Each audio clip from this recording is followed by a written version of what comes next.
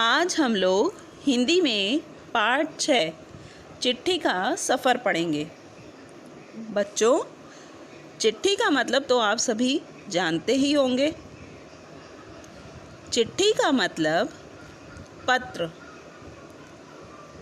जब हम अपना कोई संदेश किसी को लिखकर पहुंचाते हैं तो इसको चिट्ठी या पत्र कहते हैं।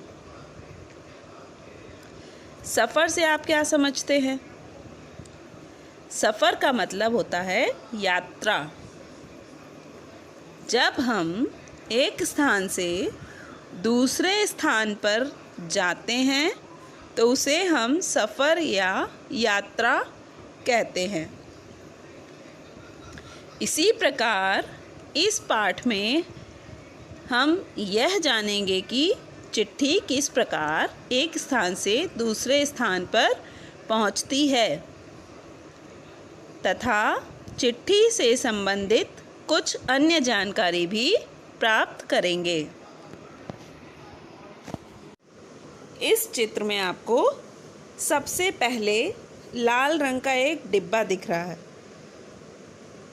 इस डिब्बे को लेटर बॉक्स या पत्र पेटी भी कहते हैं। सबसे पहले हम चिट्ठी इस लेटर बॉक्स में डालते हैं। फिर डाकिया इस लेटर बॉक्स में से सारी चिट्ठियाँ एक निश्चित समय पर निकाल लेता है, जैसा कि आप दूसरे चित्र में देख रहे हैं। फिर डाकिया सारी डाक को डाकघर में जमा करता है।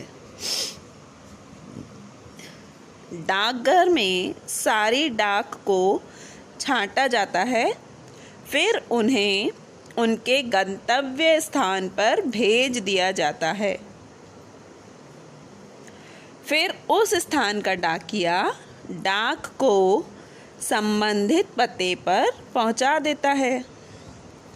तो इस प्रकार चिट्ठी एक जगह से दूसरी जगह पर पहुंच जाती है।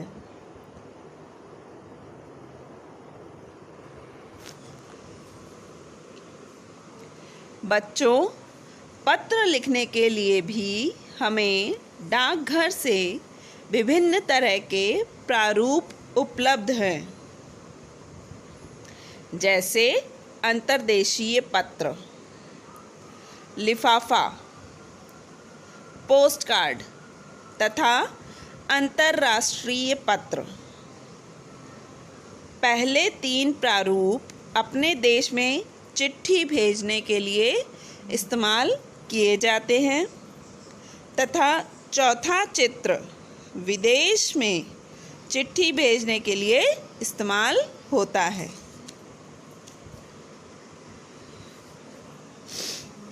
अब हम यह जानते हैं कि चिट्ठी को भेजने के लिए किन बातों की ज़रूरत होती है।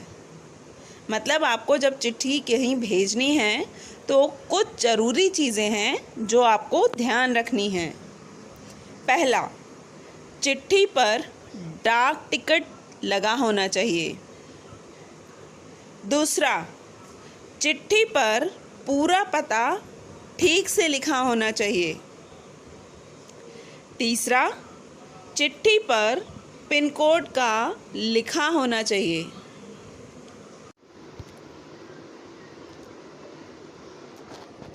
बच्चों, अब हम यह जानते हैं कि चिट्ठी में पता कैसे लिखा जाता है। पते में सबसे छोटी भौगोलिक इकाई से लेकर बड़ी इकाई की तरफ बढ़ते हैं। मतलब सबसे छोटी इकाई मतलब मकान नंबर, ठीक है।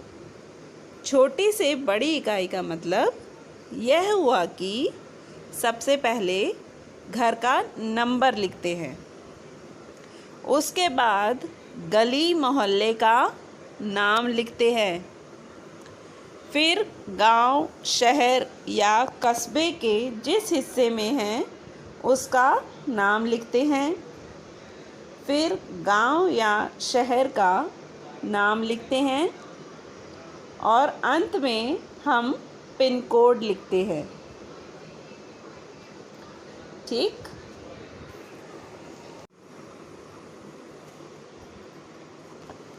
आइए अब हम यह जानते हैं कि हमें पिन कोड की आवश्यकता क्यों पड़ी। पिन कोड की मदद से डाक बांटना आसान हो जाता है। हमारे देश में कई इलाकों के नाम एक जैसे हैं, इसलिए कभी कभी भ्रम हो जाता था। इसको दूर करने के लिए भी पिन कोड हमारी मदद करता है। कुछ लोगों की लिखावट इस प्रकार की होती थी कि डाकिये को ठीक तरह से समझ नहीं आता था कि यह चिट्ठी किस इलाके के लिए है। ऐसे में पिन कोड हमारी मदद करता है। बच्चों, अब हम पिन कोड के अर्थ को समझते हैं। पिन कोड की शुरुआत 15 अगस्त सन 1972 को डाक तार विभाग ने पोस्टल नंबर योजना नाम से की। पिन शब्द पोस्टल इंडेक्स नंबर का छोटा रूप है। हमारे देश में पिन कोड 6 अंकों का होता है। हर अंक का एक खास महत्व होता है। उदाहरण के लिए 110016 इसमें पहला अंक यह बताता है कि यह दिल्ली, हरियाणा, हिमाचल प्रदेश या जम्मू कश्मीर का है। अगले 2 अंक यह बताते हैं कि यह दिल्ली के उप क्षेत्र का कोड है।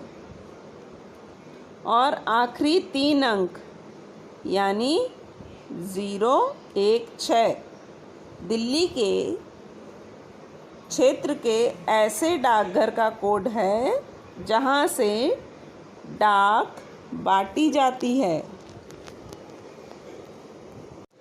तो बच्चों, आज हमने चिट्ठी क्या होती है, चिट्ठी कैसे सफ़र तय करती है और पिन कोड क्या होता है, इसके बारे में जानकारी हासिल की। अब इसके आगे का पाठ हम लोग अपनी अगली कक्षा में पढ़ेंगे। धन्यवाद।